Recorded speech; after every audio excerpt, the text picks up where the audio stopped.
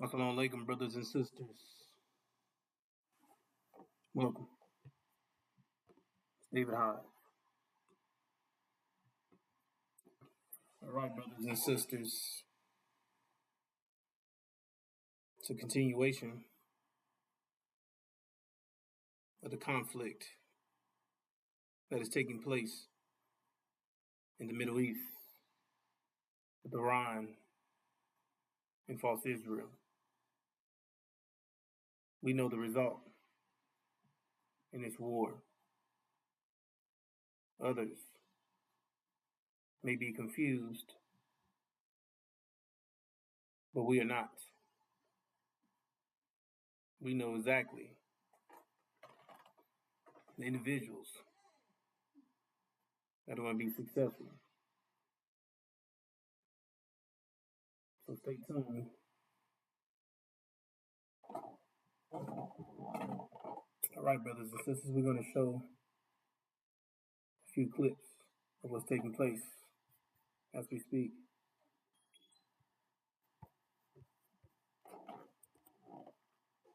Is there a concern now that the Red Sea?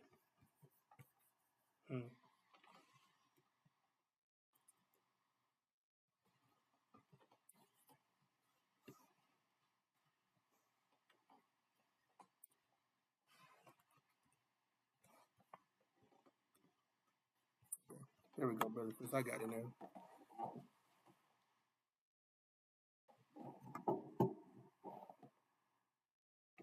All right, let's get to it. Oh, hold on. I'm not sure what's going on with my computer, brothers and sisters. Just give me a second.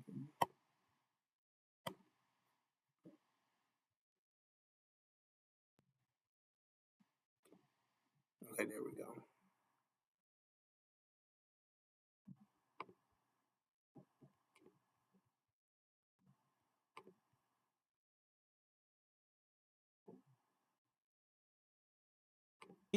Becomes dangerous territory? I mean, yes. I mean, there's definitely that concern. The Houthis have a pretty big arsenal of ballistic missiles, and which we've seen tonight with the 2 missiles that were fired at Israel. They're prepared to use them. But they're also geographically located in a place which gives them the ability to exert control over access to the Red Sea, the Bab el-Mandab Strait, another strait which is an essential sort of energy and trade route, in this region. And if they choose to close that off, it's going to create all sorts of problems with global energy and global trade transfers, problems that have already been kind of compounded by the virtual blocking of the Strait of Hormuz by Iran. But look, I mean, there's a great deal of economic impact that's already been felt in this region.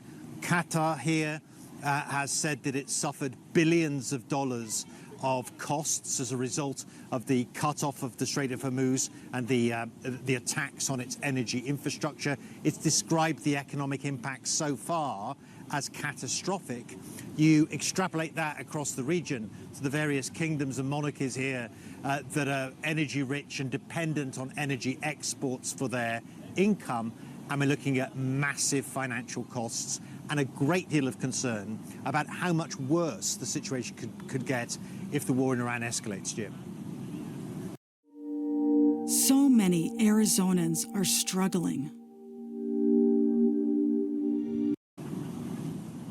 And I wonder if there's concern as well that whatever agreement, if there is a true agreement that can be reached between the U.S. and Iran, there must be concern there about how the issue of the strait is dealt with going forward, because I'm certain Gulf allies do not want to see Iran retaining the ability to, well, cut off traffic when it sees fit. I imagine they want guarantees that there will be some more permanent or more lasting solution to that problem. I mean, they definitely want that. I mean, look, with countries that are so dependent on the free flow of energy through the Strait of Hormuz, obviously they want those straits reopened as soon as possible. But these Gulf Arab states do not speak with a single voice when it comes to the Islamic Republic. There are countries like Saudi Arabia, like Bahrain, like United Arab Emirates, who are much more hardline about what needs to be done with Iran, and they're pressing for to make sure that Iran can never pose the kind of threat that it has posed over the course of the past month since the Iran war began. But there are other states like Qatar, like Oman, and like Kuwait who are on the other side of that coin, and they want the war to end as soon as possible, whatever the cost, to try and sort of rebuild as much as they possibly can from here. War with Iran, several explosions have rocked the capital of Tehran. Video shows emergency responders looking for survivors, looking through the damage after an airstrike. CNN has geolocated videos of another strike yesterday that struck an engineering university in Tehran. And on Iranian state media, Iran's Revolutionary Guard threatened to retaliate by going after U.S. and Israeli universities in that region. The university called the attack a violation of international law. They also said there were no casualties. Meanwhile, 3,500 sailors and Marines stationed with the USS Tripoli have arrived in the Middle East. U.S. Central Command confirmed the arrival of the Marine Expeditionary Unit as the Pentagon decides on next steps. CNN correspondent Paula Hancock has been following all the developments. Diplomatic efforts are happening in Islamabad, but let's talk through some of these strikes as well. Yeah, Victor, we really have been seeing over the past 24 hours an escalation in what is happening in this region, as the Houthi rebels in Yemen are now involved in this as well. So once again, the conflict widening. We saw 2 ballistic missiles being fired towards Israel. They were intercepted, but we did hear from the Houthis that is just the beginning. They will be involved in this war now. Now, the IDF, the Israeli military, has said that they are ready for what they called a multi-front war, saying they have been preparing for this. Now, as you mentioned, the USS Tripoli is now here in this region, some 3,500 Marines and sailors. Their mission at this point is not been revealed. But we've heard from Iran's parliament speaker saying that his country's troops are waiting for US soldiers, saying that they believe that the US is secretly planning to invade. Now, he also said that he believed that by agreeing and offering talks, the US is really trying to achieve diplomatically what they had failed to achieve when it comes to the war. Now, Israel has admitted that it is continuing to escalate and expand its strikes against Tehran and the rest of Iran. We have heard as well from the Israeli military spokesperson that they believe they are just days away from hitting all targets in Iran that they consider to be, quote, top priority. This does not mean, they say, that they have run out of targets. They still have plenty when it comes to military infrastructure, the regime infrastructure, missile production and launching sites that they want to hit. But within days, they believe that they will have hit everything they need to. That is a top priority. Victor? Recent efforts at diplomacy by the U.S. and Iran.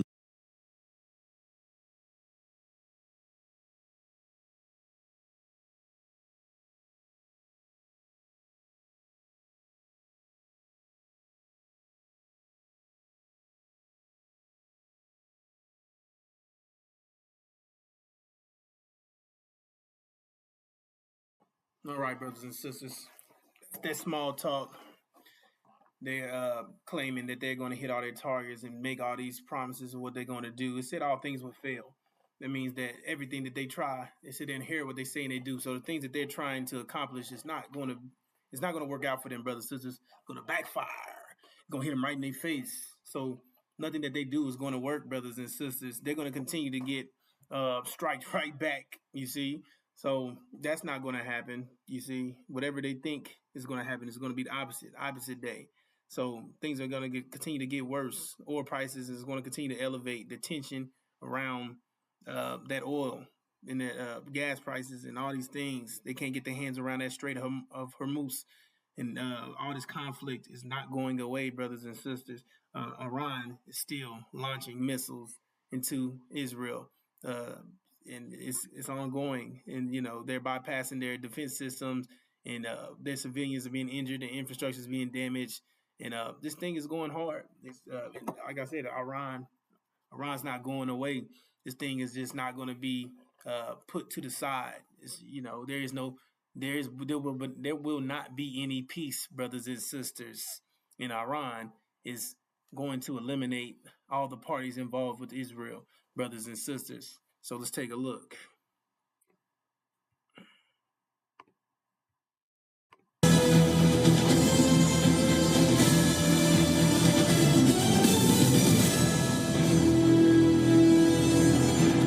The big breaking news coming in at the moment. Iran has once again struck Israel's Haifa oil refinery. That's what reports are suggesting at the moment.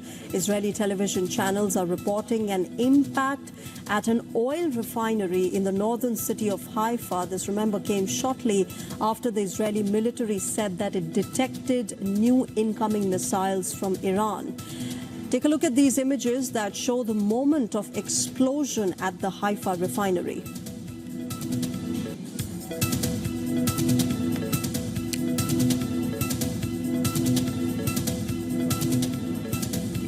Right, we will get you those visuals, of course, but at the moment the big news coming in from Israel is that the Haifa oil refinery has once again been targeted. There you go, those are the visuals of the explosions taking place, the missiles being intercepted as well.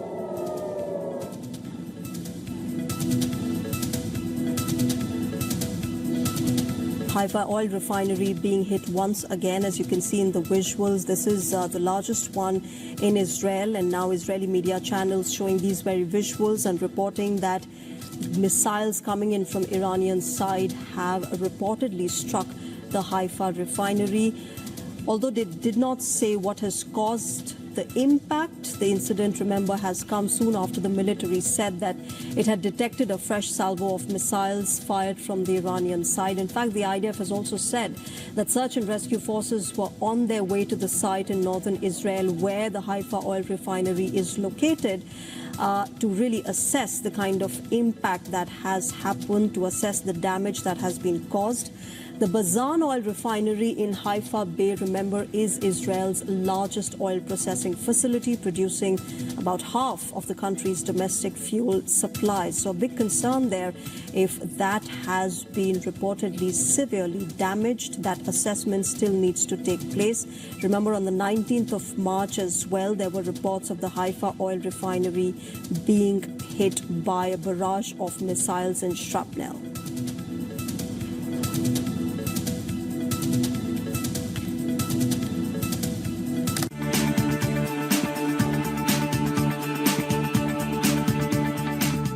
Snap your W-2 and file your tax.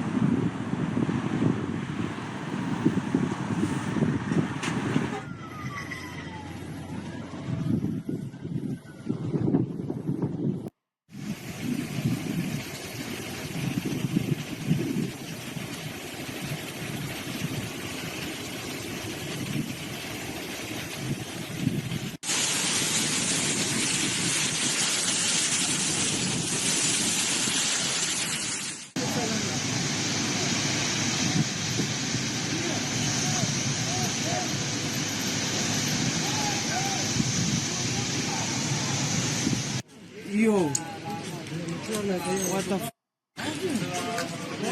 אצלנו.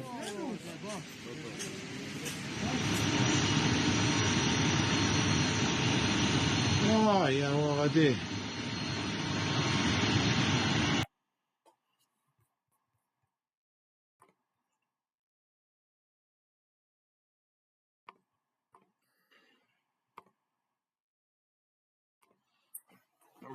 All right, brothers and sisters. So, do that look like a sign of peace? Did it look like things are going to get better? You see, Iran is looking good, brothers and sisters, striking Israel's refinery, their Heifa refinery facility, right? So we know that refinery, it processes a large portion of Israel's oil into usable fuel, brothers and sisters, like gasoline, diesel, jet fuel, such things of that manner, right? So this thing being damaged is a problem for them. Fuel productions drop, leads to gas shortages and higher prices. Military operation is also be affected. You see, they rely heavily on the fuel. So the refinery outputs support electricity in industrial energy. So it's possible strain. It's gonna be a total strain on their power grid. The industries, transport and manufacturing are going to slow down. Backup imports may be needed. You see, which will be more expensive for them. So this attack is critical for the economic assets. Stock markets are going to be negative. It's going to react negative. Increased cost of imports. They're going to have to buy more refined fuel. So insurance and security costs is going to rise. So the overall takeaway is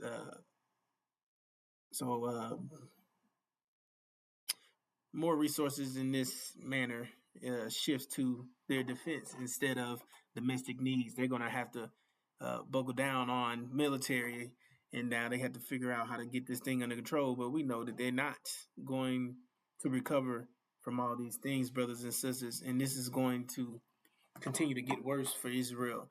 Like I explained, it's not going to get any better for any of the parties that's involved with them. So people thinking that they're going to survive this thing and things are going to go back to normal, it's not, brothers and sisters. Things are just going to get worse. Let's take a look. Iran has intensified attacks on high-value U.S. military targets across the Middle East.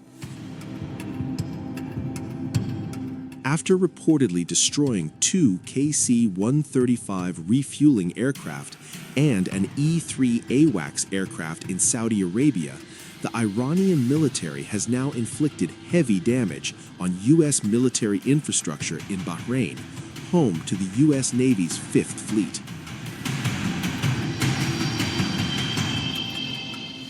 The U.S. base in the Sheikh Issa area of Bahrain is the latest American facility to come under attack. According to reports, Iran destroyed an ammunition and equipment depot at the site. Satellite imagery shows visible destruction in before and after images. Reports also say several U.S. P-8 surveillance aircraft hangars were struck. The satellite images show significant damage, with roofs blown apart in the attack. Another image shows destruction at a radar maintenance and repair hangar at the Sheikh Issa U.S. Air Base in Bahrain. If you live anywhere here in the red circled area and you have an old, struggling air conditioning or heating system, additional visuals reveal the roof of a drone hangar completely destroyed, with extensive damage clearly visible.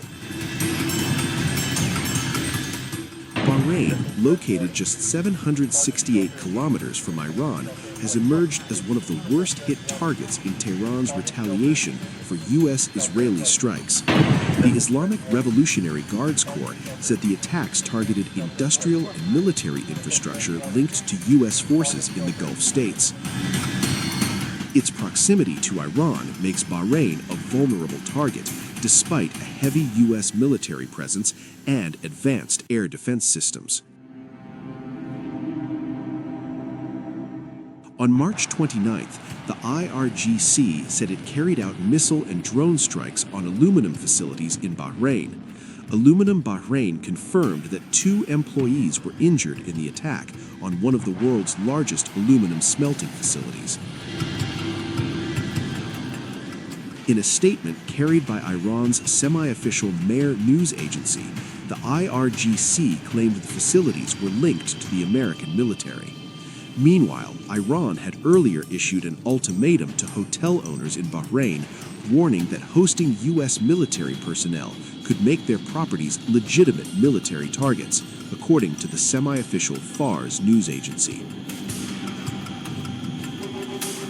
Fars reported that U.S. forces have taken refuge in hotels across the region following Iranian missile strikes and coordinated attacks by allied groups targeting American military infrastructure. The report added that U.S. personnel have established a presence at civilian locations, including a logistics base near the old airport. Last week, Iran's foreign minister, Sayed Abbas Araghchi, warned hotels in Gulf countries against accommodating U.S. troops, accusing them of fleeing military bases and using civilian sites as cover. From the outset of this war, U.S. soldiers fled military bases in the Gulf Cooperation Council to hide in hotels and offices. They are using GCC citizens as human shields, Araghchi wrote on social media platform X. Iran has delivered a significant blow to the USS Air Power following a series of coordinated missile and drone strikes on American bases in the Middle East. According to reports, Iran's Islamic Revolutionary Guard Corps targeted Prince Sultan Air Base in Saudi Arabia on March 27th, hitting one of the most critical U.S. military installations in the region. The strike is said to have destroyed at least one E-3 Sentry airborne warning and control system, along with 3 KC-135 Stratotanker refueling aircraft, marking a serious setback for U.S. aerial surveillance and logistics capabilities. The loss of an E-3 AWACS aircraft is being described as unprecedented, given its role as a flying command center that tracks threats, manages airspace, and coordinates combat operations across vast distances. The damage is reportedly linked to an Iranian ballistic missile and drone strike on Prince Sultan Air Base in Saudi Arabia a day earlier. Based on the images that are viral, the rear section of the aircraft, housing the rotating radar dome, seems to have sustained the most severe impact. This section contains critical systems, including antennas associated with the E-3's AN/PY2 surveillance radar. However, the extent of the damage and the circumstances of the strike have not been independently verified. Valued at nearly $500 million, the aircraft is among the most expensive and strategically vital assets in the U.S. Air Force. Initial reports indicate that at least 10 U.S. airmen were wounded in the attack, although the actual number could be higher, reflecting the intensity of the strike. In fact, AP reports that the number of injured exceeds 24. This development comes amid a wider Iranian campaign targeting U.S. and allied military infrastructure across the region. In the weeks since the war began on February 28th, Iran has reportedly struck at least 17 U.S. military facilities, with a clear focus on radar systems that are crucial for detecting and intercepting incoming missiles. Among the most significant losses were high-value radar installations in Qatar, Jordan, and the United Arab Emirates, worth billions of dollars, severely weakening the region's defensive network. The destruction of the E-3 aircraft further compounds this challenge, limiting the U.S. ability to compensate for damaged ground-based radar with airborne surveillance. Before the escalation, the United States had already deployed a large portion of its E-3 fleet to the Middle East and Europe, increasing patrols over key areas, including Jordan, northern Saudi Arabia, southern Iraq, and the eastern Mediterranean. These aircraft were tasked with tracking Iranian missile and drone launches, providing early warning to U.S. forces and regional allies. However, despite heavy air defense deployments, particularly over Israel, Iranian strikes have reportedly achieved a growing success rate, with some estimates suggesting up to 80% of missiles are now reaching their targets. Experts say this is partly due to the systematic degradation of radar networks across the region, reducing early detection and interception capabilities. the loss of a key airborne radar platform like the E-3 is expected to further tilt the balance, potentially increasing the effectiveness of future Iranian attacks. This is not the first time high-value aircraft have been hit. Earlier strikes on the same Saudi base had already damaged multiple U.S. refueling aircraft, while a separate attack reportedly destroyed a UAE-operated airborne surveillance aircraft. Now, analysts believe the U.S. may be forced to reposition critical aircraft further away from the region, potentially impacting response times and operational effectiveness. As the conflict intensifies, this latest strike highlights a shifting battlefield where advanced missiles and drones are increasingly capable of targeting even the most sophisticated military platforms.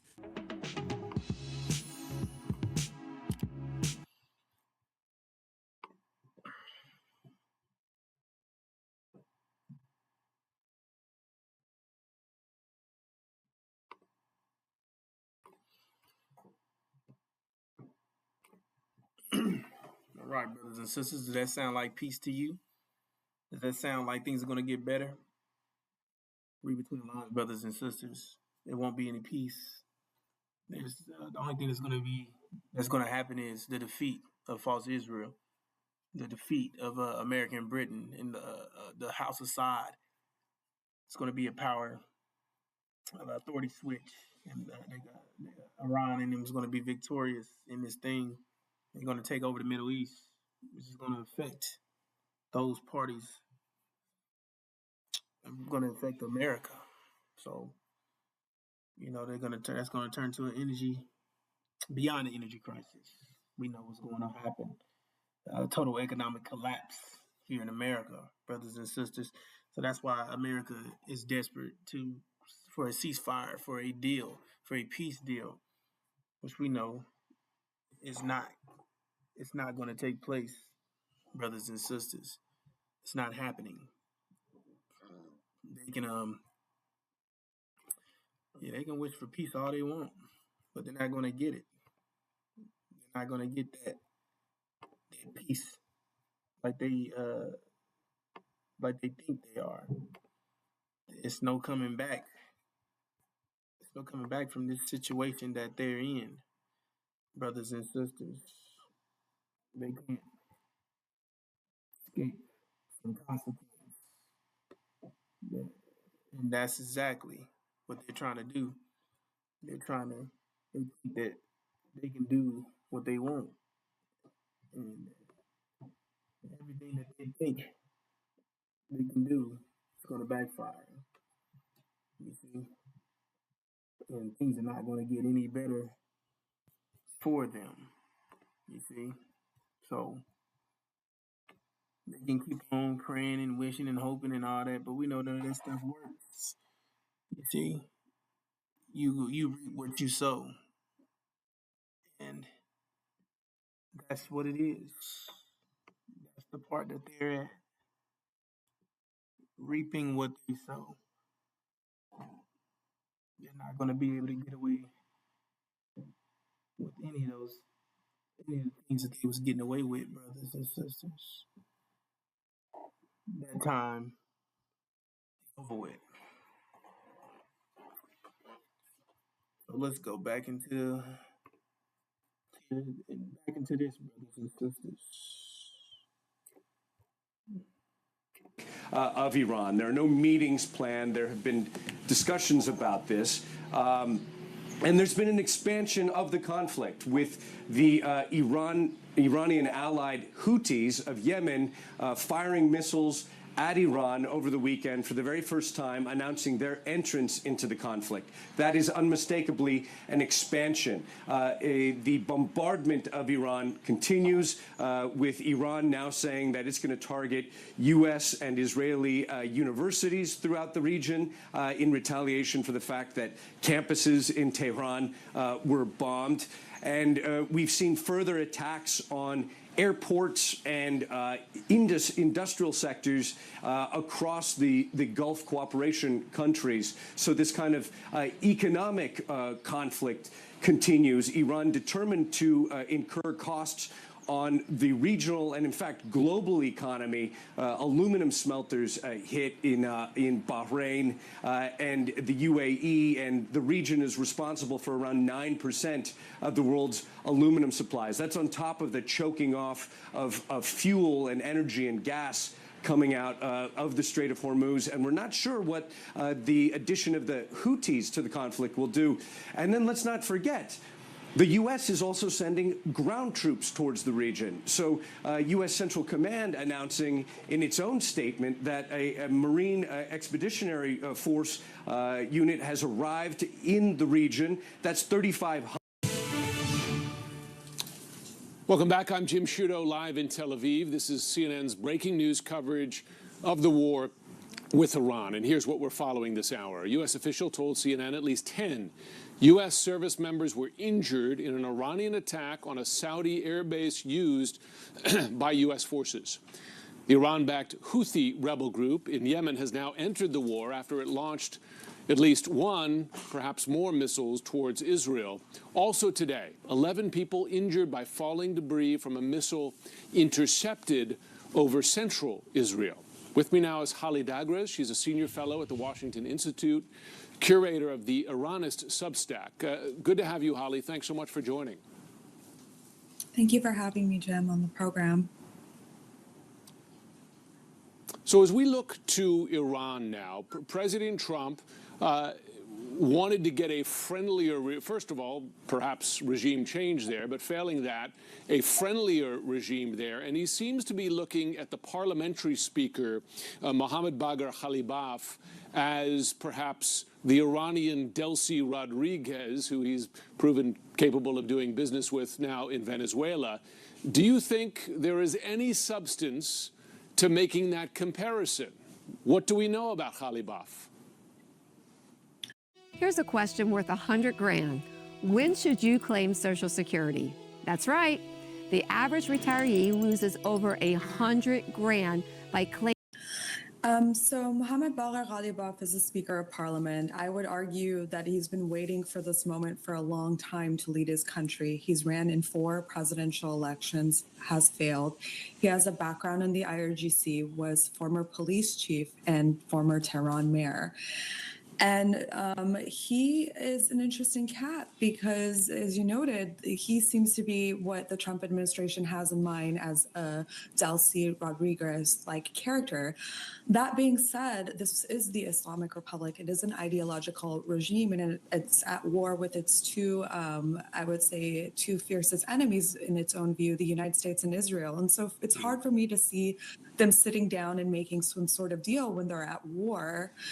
And for me, when I look at Khalibaf, I think it's noteworthy to say that Tasnim, the IRGC-affiliated news agency, seemed to write an editorial the other day suggesting that he can't do it with the IRGC's blessing. Is the unfortunate reality that what remains of the leadership of the Iranian regime, right up to the supreme leader, the current one, son of the late one, but others who have risen into different roles, that it is more and not less hardline than the previous one, more influenced, for instance, by the Revolutionary Guards? Well, it is important to note that the Islamic Republic isn't a monolith, especially the IRGC. That being said, Mojtaba Khamenei is, if he is to be alive, we haven't actually heard from him, at least neither in video or audio. He's said to be even more hardline than his father. And some of the characters that have remained that haven't been killed thus far are also more hardline. So when we talk about people that are willing to sit down with the United States, we have to keep in mind that some of those 15 points that the Trump administration had put down with a deal is the end to Iran's nuclear program, its ballistic missiles. And these are things the Islamic Republic, especially ballistic missiles, have drawn a firm red line on because they see it as a deterrent. So it's hard to see them give up what they think is a form of deterrence in this moment when they're at war. Yeah. Yeah, and particularly the grip that they maintain on the Strait of Hormuz. You have written a great deal about how the people of Iran are experiencing this war, and you've been in direct touch with them. And there was a line that stood out to me from one person you spoke to. You said, this woman said, "We people are dead, and we don't believe we want to see others die." Tell me how the people are receiving this, because you hear from U.S. and Israeli officials, well, why don't the Iranian people just rise up now and take over their country? Is that a practical thing to demand of them? Well, I think we forget that the reason that military assets were moved to the region in January was because of an unprecedented massacre of thousands, if not tens of thousands, of Iranian and yet an unsuccessful and yet anti-regime uprising. And so many of Iranians do want this regime gone, but, you know, as time has been going on with this war, we've seen civilian casualties, at least 1,500, according to a group human rights activists in Iran.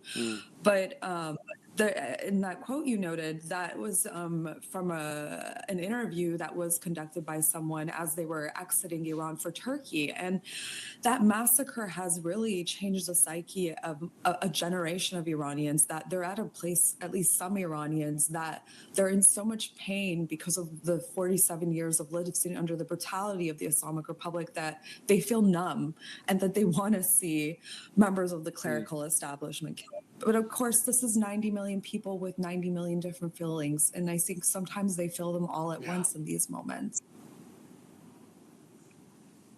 Yeah, well, and we should note many tens of thousands of families who lost loved ones in that awful crackdown in January. Holly Dagres, thanks so much for joining.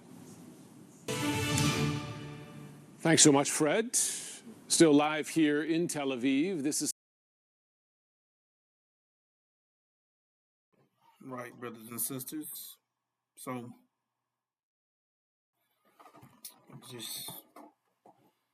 you tell me, does it sound like they want peace? No, they're upset. They're fucking pissed. They're ready to kick ass. They're kicking ass, taking names, or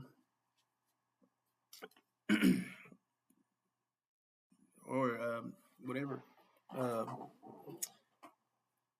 They're not here to negotiate. They're not here to make any deals. They're here to take off your head. They're here to win this thing. They're tired of this crap. It's over with for America. You see, we're at that time where it's the end of America. It's the end of false Israel, setting up that destruction. You see, America's about to go to experience the same thing that Israel is experiencing. Everything that's taking place over here, over there, is coming here. You see, and it says that men's hearts would be failing them from fear and the expectation of those things which are coming on the earth. For the power of the heavens will be shaken. See, coming upon the earth, coming here, the powers of the heavens being shaken, meaning over there, where the war, meaning those in authority and power over there, is going to be defeated and kicked out and eliminated. So there's going to be a new power, new authority, new power switch. So once Iran and them win the war, they're going to have access to the oil, and America will no longer have access to that oil. So that means that it's going to be economic collapse here in America, because this reality runs off oil. You need oil to for this reality to run. So when there's no none of that, it's a famine. So means the men's hearts are failing, meaning having heart attacks from what's going on over there. And plus, it's about to be a total economic collapse. You see, so all the war and all the blowing up, the infrastructures, the killings, the all the damages, the starvation, the this and that, anything you can think of, any severe recession, any economic crisis that you've ever heard of, any world wars, any Great Depressions, any mask it all together, what's coming to America is going to be way worse than that. And it said men's hearts will be failing them.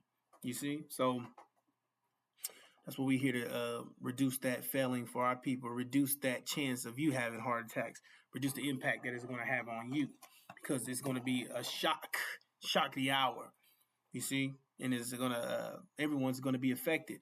And the point is to get our people a heads up on what's taking place, on what's going to happen. That we headed into a time of intense darkness, where there's not going to be any food in America, no water, no oil, no gas, total economic collapse, severe social unrest, people freezing to death.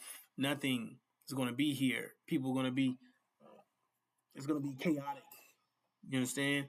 So it says during this time that it would be dark, very dark. It says that this day will bring darkness, not light. In that day, you will be like a man who runs from a lion, only to meet a bear. Escaping from the bear, he leans his hand against a wall in his house, and he's bitten by a snake. It says, yes, the day will be dark and hopeless, without a ray of joy or hope. So people be starving to death, but death never comes. No food. So people will be eating anything. Shit. Rats, roaches, cats, mice, whatever they can get their hands on. They'll be eating their own children. But you know what I'm saying? They have pets, but they'll be eating their children before they eat their pets. Said children be gray-headed. You see? They'll be eating disabled, mentally impaired people, the elderly, the ill, the hospitalized, retired people, whatever. And all insects, rodents, little babies, everything. You see? They said the woman would give birth in silence just to eat her child in the afterbirth. She would literally have to snap her baby's neck just to keep the baby quiet during this time, so no one knows where she is, so she don't share the baby or get her and the baby eat up. She's trying to save the baby for herself to eat instead of caring for the baby. She'll be consuming the baby, you see, in the afterbirth. The most tender-hearted man won't have compassion for his wife or his children. The most sweetest guy that you know, the most heartfelt, sweetest, biggest, cuddly guy, who wouldn't harm a fly, snap your neck and put you right on his dinner table. So that's the time we headed in, brothers and sisters. And it says once all the food and all these things are gone, all the resources and everything, it said people be so healthy that they wouldn't even die, that their bodies are basically recover in such enormous rates. You know, like right, they be so healthy that they'll heal. They'll heal themselves. And then so during this time, they'll be eating piss and shit. Literally, you see, and they'll be healing. You know what I'm saying? That's the only thing they have to eat after all these things everything is eliminated, right? And that's all they have, piss and shit. And they'll be literally surviving off of it. Their bodies be so healthy, they'll be surviving off of it. On top of the urge of, on top of having the urge of sex that never ends, like rabbits, you see, while eating one another and having piss and shit to eat. Man, it's going to be incredibly terrible, you see. And not to mention, before all these things kick off, where does this put you at, brothers and sisters? That's another thing. You have to realize that they hate you first. Before all these things kick off, they hate you, period. They hate your guts. So you'll be the first person that they actually put on a dinner table. Why? Because in their constitution, you're still 3/5 of a human, which classifies you as an animal. So by law, they can eat you. So when a famine kick off, they justify eating you first. So they're not doing anything wrong to themselves, because it says here that you're not a human, which means you're an animal. So it means that we can justify by law and by whatever the hell we want to do whatever we want with you, because you're not human. You're a percentage of whatever, which classifies you as an animal. So that's why we tell our people, don't trust these individuals. They're not on your side. They're not with you. They're not in your best interests. These devils, they hate your guts. How do you know they hate you? Because they changed you 100%. If you love something, you'll keep it the same. But they changed you 100%, which means they hate you 100%. And they afflicted you severely, worse than anything that has ever happened in history. Fed your children to gator, ripped your skin off, put it on puppets, your hair and your skin off, put it on puppets, boiled you and burnt you up, hung you, carved you open, gutted you alive, to cut the baby cut the woman's stomach open and stomped out her baby with the hooves of their horses. Stitch your mouth to other slaves' asses and defecating your mouth till death. You see, raped, murdered your women, literally knocked your teeth out and shoved shit down your throat and gave you shit to eat as energy. You see, and gave your baby shit and fed you in pig troughs. You see, so you're gonna find out in a minute when they get to showing their true colors. When all this take place, brothers and sisters, they're coming to attack us because, and right, they come to attack us. Period. Because now that I explained that Iran is going to win the war, they're going to be victorious in this thing, and it sets up that when American Britain get kicked out and the House of Saud gets defeated and all that, this leaves false Israel isolated, and this sets up that configuration, that sequence of when you see Jerusalem surrounded by armies, know that its destruction is near. What's the capital? Right, that's Israel's capital. Right, Jerusalem is their capital. So that's what it's talking about. Bam. So now that's that they're surrounded now, right, by armies. That's that time where it says when you see it, know that the destruction is near. Bam, and that means whoa. You see. That's not supposed to happen. Jerusalem's not supposed. False Israel's not supposed to be destroyed because they're supposed to be God's chosen people. That's the ideology of this reality is centered around that idea that they're God's chosen people. So they're not.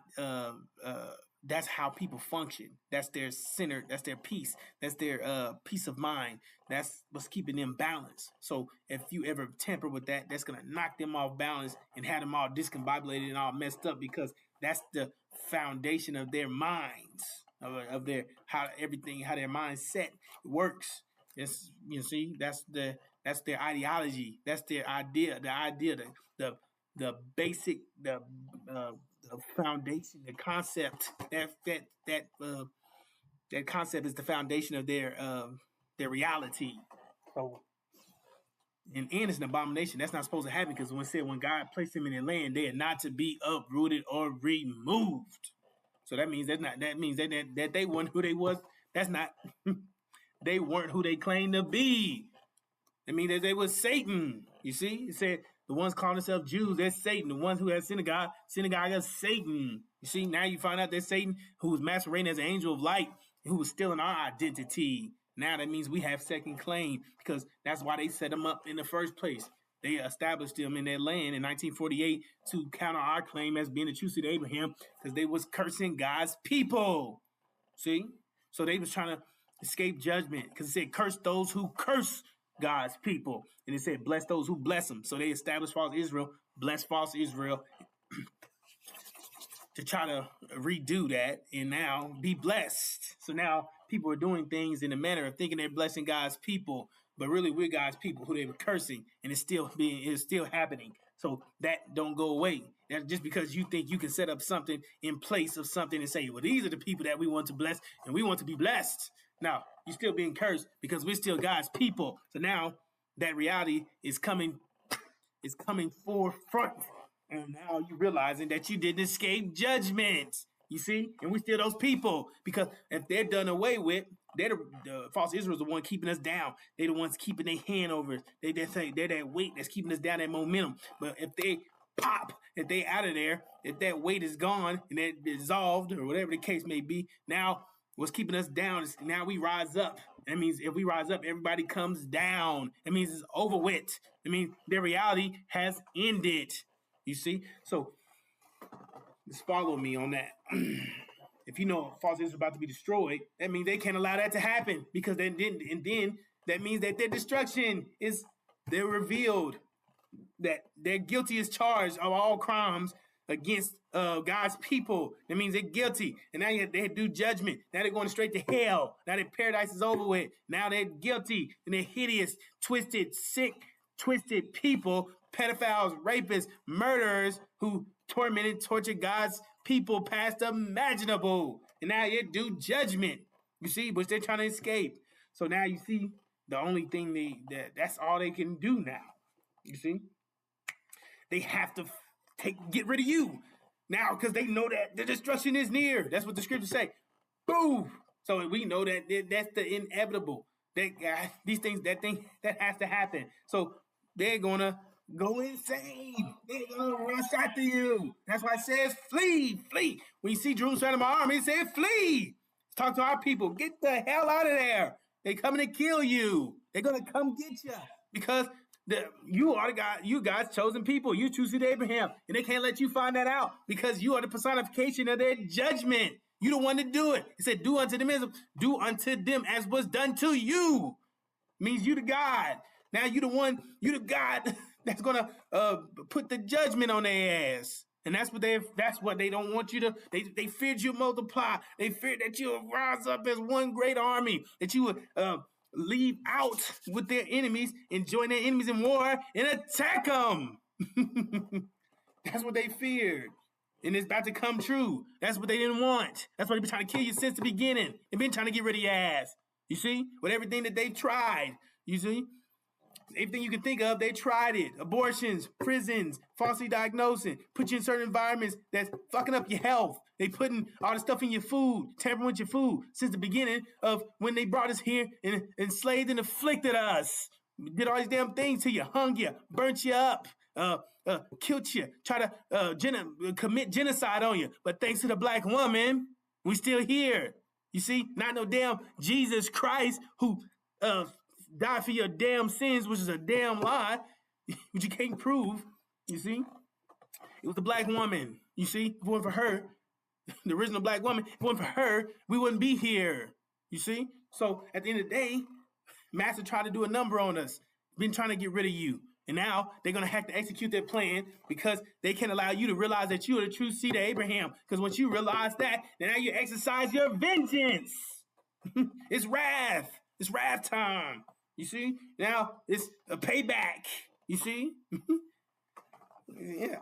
See? Do unto them as done to you. You see? Get your mind back. Get your power back. Get all these things back. And they oppressed you, right? Now it's time to oppress them. They impose their mind on you. Now it's time for you to wake up, get your mind back, and impose your mind on them. Put that pressure back on them. They put you in hell. Now it's time to put them in hell. You get it? We are the ones to do it. It said you do it. You see? And that's what they didn't want you to find out. They didn't want you to find out, God, that you was the one. They want you to believe you was nothing. They want you to believe you was cursed, but you're blessed. You're the gods. You see? They had to find out in a minute. You see? But that's what they want. They want your life. They want to take your life because it interferes with their lives. You see? You're an existential threat to them. So they got to get rid of you. It's either your life or their life. And they're trying to live as long as they can. They love their goddamn life. So they're trying to take yours. You see? They hate you. And this event that's about to take place is going to show you just how much they hate you. It's going to wake you up. It's going to give you the inspiration you need to see the truth. You see? Now you can maneuver the way you need to and make the best play possible to save your life. You have no choice at this point because it's wartime. You see? So now these individuals are coming straight for you. So what are you going to do? What's the decision you're going to make? You see, either you're going to rise up, become a great army. We're going to come together, work together, get your mind back, get rid of the devil's mind, upload your mind, invest in your discipline, invest in yourself, get to re-improving, get to reinventing, get to being enthusiastic, get to kicking some ass, or you're going to be wolf shit. You see? Or they're going to eat you to damn death to sustain their lives because it's going to be a total economic collapse on top of the ideology of their reality is going to hell. And they can't allow you to, they're trying to escape judgment and you're the personification of it. It's you.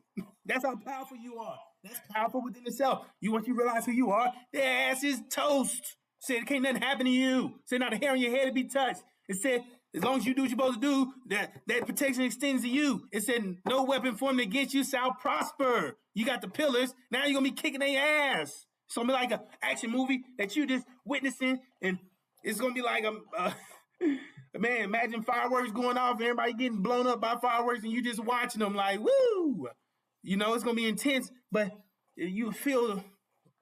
I couldn't tell you. I ain't been there, but you get what I'm saying. If they say that you was in the fire furnace and you weren't burned by the flames, you going to feel that heat, but it ain't burning you up. It's going to be tearing their ass up. What we going through it's not intended to harm you in that way. It's intended, it's not a curse. It's a trial. It's a makeup test. It's to purify you, to get you ready and prepared for where we headed. It said we going home. That's the Abraham covenant. It said the people out of vision will perish. Now you get your vision. Now you're going places. Now you're going home. Now you're getting the reward God had for you.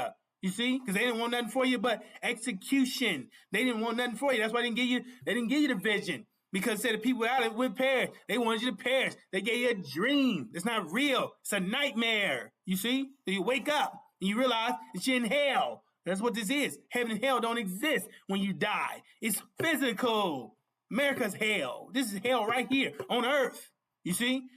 America is totally against you. Designed to take your designed to make you miserable and keep you oppressed until death. You see, from the womb to the tomb. God. Okay, let me relax, brothers and sisters. This either way it go, brothers and sisters, they didn't want you to have what you needed. And that's the point. And they still don't.